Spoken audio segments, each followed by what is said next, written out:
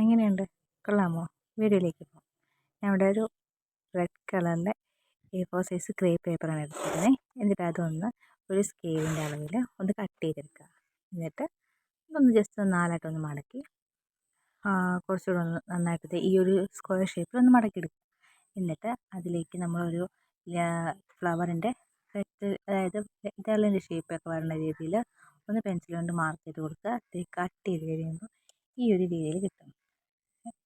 അത് ഞാനിപ്പോൾ ഇത് നേരത്തെ വീഡിയോ എടുത്ത് വെച്ചിരുന്നതാണ്.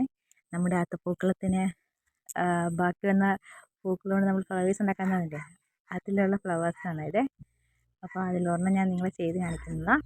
എന്നിട്ട് അതൊന്ന് നല്ലൊരു അലുമിനിയം ത്രെഡ് വെച്ചിട്ടോ ഫ്ലവറൊക്കെ ചെയ്യുന്നൊരു കമ്പി കിട്ടും, അത് വെച്ചിട്ട് ജസ്റ്റ് നന്നായിട്ടൊന്ന് ടൈറ്റ് ചെയ്ത് കിട്ടിക്കൊടുക്കുക. എന്നിട്ട് അതിൻ്റെ പെറ്റൽസൊക്കെ ഒന്ന് അറേഞ്ച് ചെയ്തതിന് ശേഷം നമ്മുടെ ഫ്ലവറിങ് ടേപ്പ്, അതായത് ഗ്രീൻ ടേപ്പ് ഇങ്ങനെ ഫുള്ളായിട്ട് അതിലേക്ക് ഇങ്ങനെ ചുറ്റി കൊടുക്കുക. നന്നായിട്ട് ടൈറ്റ് ചെയ്ത് കെട്ടണേ. അതിലൊരു പശ പോലെ ഉണ്ട്, അപ്പോൾ നമ്മൾ ടൈറ്റ് ചെയ്ത് വെക്കുമ്പോഴത്തേക്കിന് അതതിൽ ഫിക്സ് ആയിക്കോളും.